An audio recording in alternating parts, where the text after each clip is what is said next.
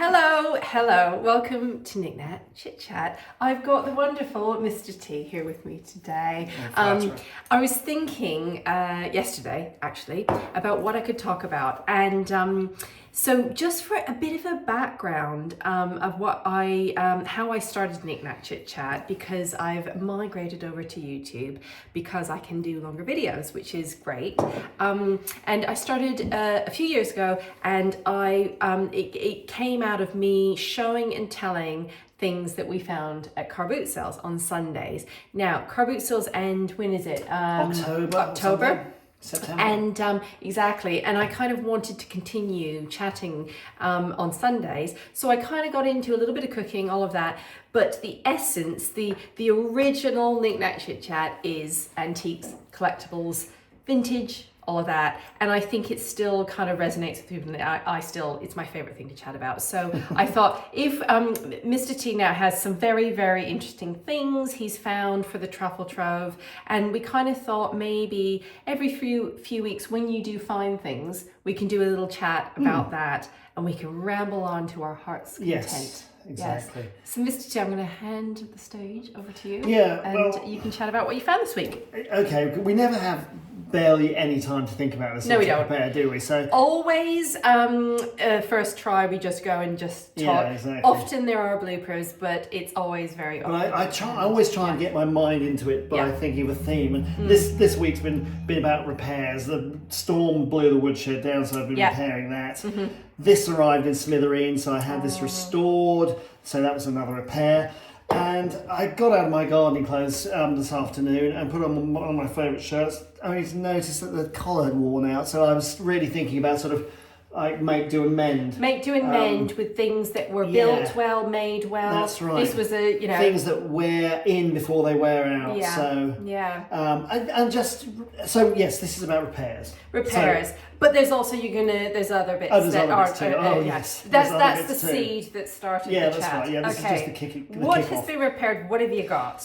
Well, look, so this, when I wake up in the morning, I look at this, which is on my little chest of drawers, and it's a late 18th century Japanese Amari bowl, but look, you can see it's been stapled here and here and here, all over the place. Like, you can see how badly damaged it is. And I love stuff like this because, one, obviously, I couldn't afford a bowl like this if it wasn't damaged, for starters. But also that it tells us a little story. And as I probably bore you by saying it's just a thing if it hasn't got a story attached to it. But it's true. Somebody loved it, came all the way from China, probably cost someone a little bit of money. They loved it. Yeah. Their husband probably knocked it off the sideboard. There was a massive row. Yes. And when the tinker came round, selling his wares. So tinkers, I've learned about this. So they used to come round, didn't they? Knock on your door and do repairs. Of China. In the Georgian and Victorian era and stuff, there were lots of itinerant tradesmen, and actually we're going to get onto other sorts of tradesmen later, street traders. But anyway, that's coming later. But this, one, look at the craft involved in drilling tiny holes into that and putting little zinc staples in. That's incredible. That's amazing. Do you think they glued it as well? I guess they glued it as well. Yeah. But I think the staples did most of the heavy lifting in terms of holding it together. Yeah. So I marvel at that, and obviously it was cost effective to have it done. And somebody loved it so much that they didn't care. They probably, and I just like to appreciate the beauty of things in whatever state they are, because they're historical heirlooms, and it tells a story. And with this one, look, somebody, when it was repaired, also added a silver rim, unhallmarked silver rim, scalloped. Can you see that? It's really pretty. And so it just tells a nice story. Well, it's like the Japanese used to do. Oh, kintsugi, Well, and made a feature out of a repair and made it even more, more beautiful. So we were a bit more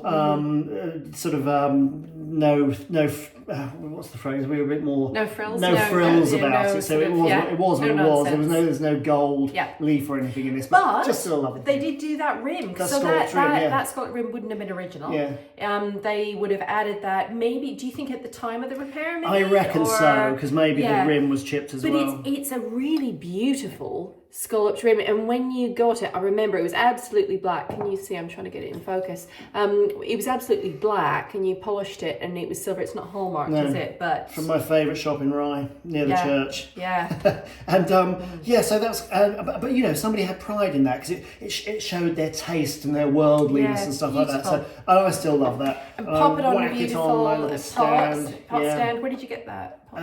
Probably from a car boot sale. Yeah. But I love these things as beautiful. well. So anyway, so that was good. Gorgeous. And from the sublime to the ridiculous. So you've got fine Japanese porcelain, something much more prosaic and utilitarian and everyday.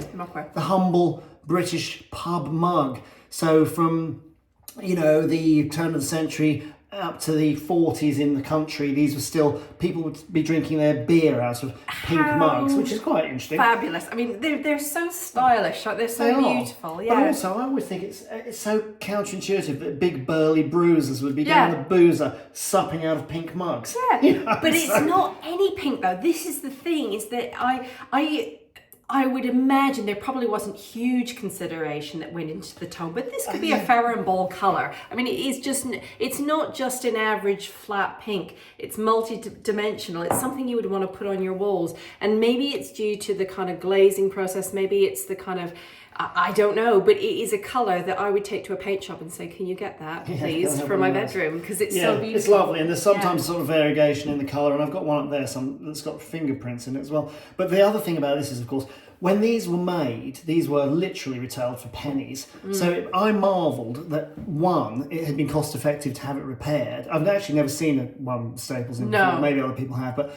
they were so cheap it surprised me that it was repaired. I wonder why they did. I don't know, but well, I guess because, you know, it was all expense. It's like the reason anyone gets anything repaired is because you can't afford to buy a new one. It's cheaper to repair it than to buy it again. That's right, and you can see someone's painted out the staples there and everything. Yeah. So, but the marvel of that is, with all those staples, it still holds water. I've tried. Amazing. So that's cool, and so that's good. That. And these are great. I feel like I go on about these a lot. I know you do, but I love them, and they're a really great kind of thing that they're decorative, but B they're a little snapshot of social history. Because what pub can you imagine going into a pub now and being presented with these with your pints of I mean, would they put cider in the that? spoons. I don't know, or maybe ale generally. There's some thought that the pink was for beer, green was for cider, and the green's blue was porter maybe, but I don't know. This is a lot rare. So the most common, I would say, is the pink. Pink and blue are quite common. Yeah. But then there's and the green, like I don't see green. You don't see the green very often, and you found some the other day. There's that style as well, which is called TG Green, called that the dipped one. Yeah. The dipped Where did we find that one? You got it at a car boot sale. We have found this is interesting. So I was visiting my mum and dad in Canada years ago, and I found some muckware in Canada.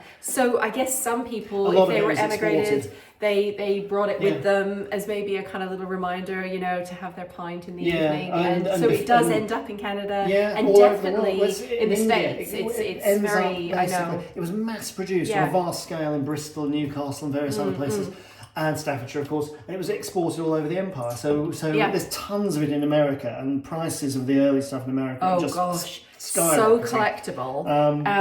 And you see it, you know, this is kind of what got us into it, wasn't it? I mean, years ago, you'd see it in kind of magazines and stuff, and like, what is that? And now, it's some of the stuff is just very expensive. But I found out the other day, which was quite interesting. Apparently, Oprah Winfrey collects it, but I didn't know that. No, it's a thing. This stuff is more kind of entry level. This is what I like it though, you can and afford I these like days. to because it's such a. I mean, God, the color. I'm going to wang on about the colors, but they're so beautiful. What I like to do is put a tiny bit of chicken wire in it, a little bit of water. If you've got one that doesn't have obviously the rivets, I probably wouldn't put water in for more than a few hours because it can get into the cracks. But if you've got one that's okay with no cracks and stuff, a little bit of water is fine for a couple of days with a bit of chicken wire, and you can just put some roses in it. I mean, so English, so beautiful, and just honest and kind of very country America. No. Don't stuff it in there, but like very gently, a little bit of chicken wire. Can't you use some of that green spongy stuff? No, it's bad for the environment. Okay. No. Oasis, don't use Oasis. It kills dolphins, or it kills animals. You don't, it's not recycled, it's bad. Okay. It's bad, don't use Right. Oasis. But a little bit of chicory, I'm not talking like stuffing, just a tiny bit that doesn't touch the sides, a little bit. Then you can put your flowers in there and a bit of water. I'm not sure if I approve of that. Anyway. No, So it's been done many a time. And You didn't then do I it. came back to. Did I talk about this? So that's the one that was. No, you didn't. That was in bits, and my friend Pete Hurley has managed to restore it. So you would really never know. Oh my gosh, you wouldn't know. And I sort of actually, I tell you what's interesting. Talking about drilling things to put rivets in, it's kind of counterintuitive. You think, why am I going to drill a hole in something? But before I think about 1879, the vessels like this hadn't got a verification stamp on it, an official stamp on it. So if they were still in use after 1879, I think they used to put a little lead stud or button in there and then stamp the weights and measures indenture number on there, and that's got it. And I got that because it's the indenture number for Reading where I grew up, so I felt nostalgic. Little connection and then there. It turned up in bits, so I'm indebted to Pete Hurley for repairing it. But again, I don't mind something that's kind of damaged and in bits, and I have had situations where I've been at a car boot sale, and anyone that goes to markets or car boot sales, charity shops, all of that, I think anyone can relate to a point where you've opened up a box or opened a something and you see something and it actually, you can feel your heart kind of go into your neck and it's like, oh my gosh, has anyone seen this? And I remember doing that once with a bit of mocha ware, but it was really big, and I picked it up and I thought, oh my gosh, what have I found? And when I picked it up, it was in a million pieces. But I think it was £10 or something, and I thought, yes, I am going to buy that, because I think if you're putting it up on the mantelpiece, putting up above a fire on a rack, it doesn't matter. If you're not putting water in it, it's a beautiful piece to look at. So I think a few chips and cracks. Well, that's right. Also, as you say, if it's decorative, something like that, it might be multiple hundreds of pounds if it was in good condition. Yeah, and the rest, So, but sometimes it's the only way you can obtain something. And I always remember, we must do this more often, but we always used to go to National Trust places on the weekend and look at, these pieces in these houses. And even the houses that had pieces from families that were very wealthy, very sort of, society families, they would still have pieces that had been repaired. And sort of, they still valued it. It was still a thing. It wasn't a... And, funnily enough, actually, I think people do value them today. And there's a brilliant blog. What did I say it was called? I can't remember. Yeah, you were telling me about it. Past Imperfect. And it sort of celebrates the kind of tinker repairs. I think it was actually online, but Past Imperfect is great, and it celebrates the sort of tinker repairs and the stapled repairs and stuff, and it just says, there's still beauty in these things. And darning, I like a bit of darning too. Exactly. So it gives things another life, and it's another layer to the story. Right, what next? Okay, hang on. So, right, I've done that. Okay, right, now, I'm going to look slightly like the Easter Bunny now. You do, you are like the Easter Bunny. So, I got these the other day, and... people who read sort of like, World of Interiors and Homes and Antiques or whatever, they're a little bit of a kind of interior decorating trope, in your sort of wooden dairy bowl. Yeah, but they're still lovely. And I love them. And one of the they're very rare. I have never come across them at markets or antiques or anywhere. Again, they're one of these things that are just getting really expensive again. Yeah. But this is one of the things that really I find pleasing. Hang on. Nice sound. Doesn't that sound pleasing? So these are carpet bowls, and they're often referred to as Scottish carpet bowls. And they could also have been made in the northeast of England, but I think because a lot of spongeware, that sponge decoration, came out of Scotland, and I guess that's why it's attributed to Scotland. This style is attributed to Scotland. One of them has a mark, doesn't it? Well, actually, do you know what? Hold that green one there for a second. I just noticed that one. Can you see that? Someone's put their initials on there, W. There's the W right there. There's the W, and I just noticed, hang on, it's on this one as well. So, yeah, can you just see it's on there as well? Look. So, there was some serious play going on here, and So someone was literally sitting there with a sponge. Exactly, sponge decoration. And they've got such a weight to them. But I wish we used to have a really beautiful dairy bowl that was like a big turned... turned wooden elm, was it? A big elm elm bowl. or sycamore, yeah. I think Yeah, it was elm, and actually. that's the thing you often see. I mean, again, in magazine, you see that, all of these, a big pile of them in an old dairy bowl. And we got rid of the dairy bowl, and it doesn't do it justice in a basket. You see a little white jack as well, but so that's how people whiled away the evening with their carpet bowls, and it's basically like crown bowls. It's nearest the white jack. And again, these are one of those things that are ludicrously expensive again. Yeah. Once upon a time, no one would have looked at them, but I saw them. Well, they're expensive because they're rare. I mean, I've yeah. never ever seen one at a car boot sale, and we go to car boot sales 10 plus years, 10, 15 years we've been going, and we see everything. I've never seen one of those. There's such fashions in antiques, and things just take off and the prices go wild. Yeah. So you had all the kind of white ironstone kitchenalia stuff which took off last year and the year before, and then it's kind of leveled out a bit now. Yeah. But I still love it. I try and defy trends. Okay, so there's that. What else? Are we going to get cheeky? Are we going to get cheeky now? Okay, so I forgive the audience because I have talked about this before, but there's two parts to this story. So you've probably seen me go on about these plates before. And I've sold a couple of them. And whenever I see them, I buy them. I love them. So this one... I love them. Yeah, it hangs in our loo. This one's in our loo. Yeah, and I love them. And they're really interesting to me because I can't find out that much about them. I've said this before. They're all... Whenever I see them, they're different colour transfers. Sometimes it says my arse. Sometimes it says kiss my.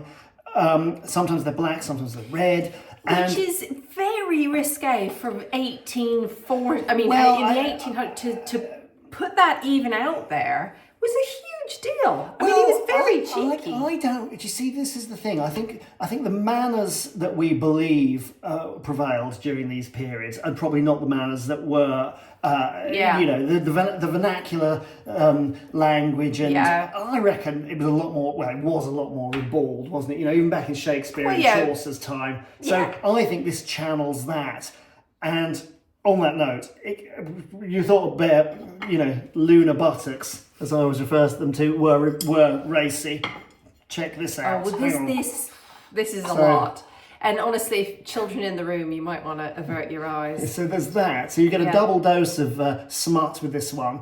There's a lot. I don't quite know what this woman's doing. She's sitting on a potty. She's sitting on a purl. On a jerry. Or a jerry. A jerry. And for some reason, she seems to be grasping the tail of a pussycat. She's wearing socks and not much else. Yeah, so she's nipped to the... with a broom in her hand. Well, it's a cat, actually. But what? There's some tail going on that doesn't travel well. Oh, it's a cat's tail. Yeah. I thought it was a broom. So she's doing that. Oh my God. Then you've got our lovely naughty lady on this side, which bearing is her similar buttocks. to the one that we have. Yeah. And that says kiss my, and you have to complete the sentence. Yeah. And then on the saucer, it gets this even is worse. This is worse. So again, this is not for children. Well, you've got our old harridan bearing her buttocks again, and then there's a little urchin rummaging. Fiddling. He's fiddling. He's having a fiddle. Rummaging in his trousers, and it says just got it. So he's exploring the world of his pants, I guess. Anyway, but hang on. Where were these? Who would buy them? Where is it from? I mean, I wouldn't. You bought them. Well, because it's unusual. It's very unusual. It's very vernacular. It's always on quite basic pottery stock, not fine pottery stock. My theory, and it's totally unsubstantiated, is that they must have been fairground gifts. Instead of winning a goldfish, you'd win something like that. So that would I make reckon they're late giggle Victorian, early 20th century, and because they're very cheaply made, and the transfers are never applied that well, and they're just randomly applied on a variety of plates. I don't think I've ever seen the same plate twice. No. It's always the same woman, though, isn't it? It's always the same woman, character. more or less, but with different colours and different words and stuff. But I guess they're just... I suppose people bought up odd plate stock and applied these transfers, and I think they're from fairgrounds. Yeah. So, but they're actually pretty rare these days because I guess you wouldn't have gone to a shop and bought that. No, I reckon. No, I mean it would be offensive. Like it would, you wouldn't. Well, you just wouldn't. I mean, you wouldn't go and buy a dinner service with that on it, would you? So I think they were fairground I think prizes, and for that some reason, like many vernacular things, once the novelty had worn off, in the bin. And so they're quite rare now. They are rare, and I always say to you, I mean, when you put them on the Truffle Trove, they often go quite quickly. Yeah. This one is just, It's hanging around. It's I think it might be risky. beyond the pale. I know. Well, it's tricky, isn't it? I mean, it is. I've never seen one with the topic or the images of that. That's right. It So is quite... she's saying what a relief. So we all understand that. Yeah. So it's just ribald, kind of very basic vernacular humour and stuff. But again, it's a brilliant bit of social history, you know. Yeah. Because everyone thinks of the Brits as being very hoity-toity and buttoned up and stiff upper lip and stuff. There's always been a much different side to us. Of course, So as there still is. Yeah, all the way back to, you think of Moll Tearsheet and Falstaff and his revels and Chaucer and, what were those phrases? I don't know what you're on about now. Mossy tendril seats of innocence and yes, stuff like that. I know. Chaucer, that sticks in my mind from school. So we've always had that streak. Okay. Right. So there was that. And then, what else? Well, the best to last. Save the Best to last. I don't know if you can see this here. Yeah. Okay, this is interesting. Not this, that, yeah. No, this is amazing. And when it arrived, I thought, ooh, that is quite cool. I was quite delighted to find this. Now, it's not for him, by the way. It's not for me. No. Unfortunately, it won't fit. No. But can you see that now? Okay, so if you hold that, Jonesy. So Brits might fire some sort of recollection with the British audience, and it's not a sort of Bay City Rollers costume or something. You might think of pearly kings and queens. Well, this didn't belong to a pearly king. It belonged to a pearly prince. So what I thought was absolutely fascinating. Cute. There's a little hat that he would have worn as well. So sweet. So, and this, I'm fairly sure, is 1930s, Sorry, Pearly King. 1920s, 30s. Because I can tell by the zip and there's fibre buttons and everything. But what's really fascinating is, so the Pearlies are a charitable movement. They're still around. It's very intrinsically London, working class. And it started off from, we were talking about traders earlier on, tinkers and stuff. The Pearlies started off with costermongers, which are street traders, barrow boys. They would sell their wares in the streets. And they had a tradition of basically, before the welfare state, before the National Health Service and Social Security and stuff, so before, the Liberal government, 1906, 1914, before the Labour government and the NHS and all that sort of stuff, working people, if they were in trouble, they could only rely on their own kind to support themselves. Community. So the costermongers used to band together and support one another. And out of that emerged a kind of charitable giving. And there was a bloke called Henry Croft, who's sort of acknowledged to be the first pearly king. And he was a costermonger who started decorating his charity outfit with pearl buttons, mother of pearl buttons.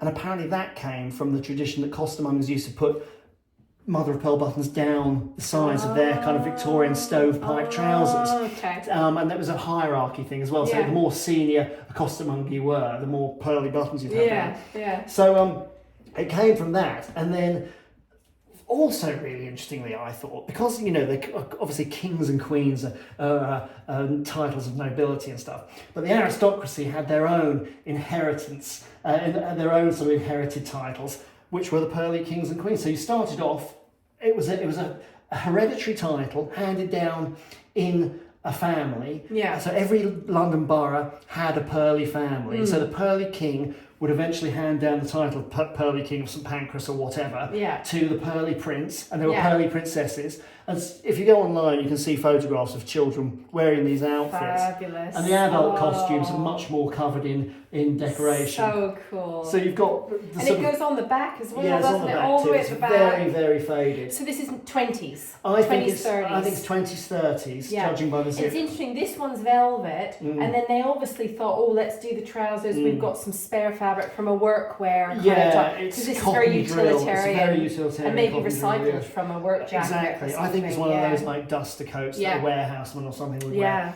So but the buttons are, oh gosh, I don't know if I can show you. There's a couple broken, but generally, oh my gosh, for 100+ years old, They're really in amazing condition, but they're all handmade. Mother of pearl shell, gorgeous sort of twinkly ones. Yeah, they're beautiful. Yeah, so it's really interesting. I mean, you can look this up online and you can see that the sort of adult costumes are decorated with sort of horseshoes and wheels. So that's almost like a wheel of life. The horseshoe is for luck. And then you know on the back you might have St Pancras or Finsbury or whatever borough of London you were from. Yeah. And they still exist today. I've got a horrible feeling it's declining somewhat, but maybe someone will tell me. Just London, so just London boroughs. London-centric, absolutely London to the core. Okay, burning question. What on earth are you going to do with it? you ain't going to wear it because it's not going to fit you. We did try my son, like, hey, Halloween next year. Yeah. No, he's not into it. No, but so I don't know. So I have an idea. We were both chatting about it, and I had this sort of like, ooh, what if, wouldn't that look amazing if you had a big glass frame, beautiful, in a big room, and had it pressed into a picture and kind of designed with the hat and everything, because you've got colour, you've got texture, you've got the glitter from the beautiful mother of pearl buttons, and I just think that would be a beautiful kind of thing for a room. From a design aspect, I think that is kind of a really nice thing to do with it. Yeah, it is. I mean, but you know, it's also such a brilliant story of kind of like ordinary people banding together and working, looking after one another, raising money for charity. You always think of charitable benefactors being hugely wealthy people. It's relevant for today, isn't it? I mean, it's you know, this hasn't gone away. In fact, it's you know, it's very much. Yeah, people need to sort of look out for one another. Yeah. So there we go. I thought that was fascinating and quite moving, actually. And the other thing is, the last thing is, really, because as I said, these costumes were handed down in families. So there's pictures online of the same Pearly Prince jacket being worn across 3 coronations for 3 different years. Oh, this is handed on to sons. Exactly. So the sad thing is, why is this not with the family anymore? Why is it not with the Pearly family? Oh, and maybe someone will know. Very sad. Maybe someone can identify it. I don't know what borough. But that's the thing that often gets with antiques, and often when we go to markets and antique fairs and all of that, sometimes it's the actual family that are selling these things, and sometimes you get people that and it's fine. If it's not your bag, it's fine. But sometimes they're selling things that are very personal to their family. Like, really, you know, this was my mum's, this was my grandmother's, and she did this. And I've there has been multiple occasions, we often talk about this, and we love this item, we want to buy it, but there's been a couple of times where I've sort of said to the person, you sure you don't want to keep this? I mean, this is very much a part of your family history, and it's, you know, some people just, it's not their aesthetic, I guess, it's not their, but it's a shame sometimes when you see something so unusual, so interesting, and it isn't kept for further generations. Yeah, that's true. I mean, I understand why people get rid of things. Yeah, you just can't hang on to everything. You can't keep everything. Yeah. But there we go. Yeah. Thank you, Mr. T. It's my Thank you very pleasure. much, and thank you for watching. It's so nice to not be watching the clock, because when I used to do it on Instagram, I had to do, you know, about 10 minutes and that was it. But it's nice to just have a ramble, have a show and tell. And I'm going to be trying to do more of these sort of, because you're on the Truffle Trove, you're sort of buying, selling, doing stuff. And I think we could hopefully manage at least once a month to have a little show and tell of antique things. But in the spring, when the car boot sales come up, I'm going to be going on about all the stuff I get. And it's not just antiques, sometimes it's clothes I buy. It's random. Anyone that has been following me for a long time knows that it's very random. And you don't know what you're going to get. So show and tells I think are good. But anyway, I hope you enjoyed. If you did enjoy, please, it would be great if you could subscribe on the subscribe button on YouTube, because I'm really fresh on this. I'm absolutely new to YouTube. Well, I've been doing it for a bit, but I'm new to doing it weekly. So it means that I can spend a little bit more time on it. It does take a little while, and I'd love to do more every week of chats and stuff. So it'd be really nice if you could subscribe if you have a moment. And yeah, that's it. Going to Mum and Dad's tonight. It's rare. Normally I have Mum and Dad come here for the evening on Sundays, but they invited me to their house. Dad's doing the cooking. So the kids will be on the golf cart probably, going around with their welly boots. The dog will be running around. Dad will be cooking. So I'm quite looking forward to it. It'd be nice just not to cook tonight. Yeah. Hope you've had a nice Sunday, and we will talk to you next week. Toodaloo.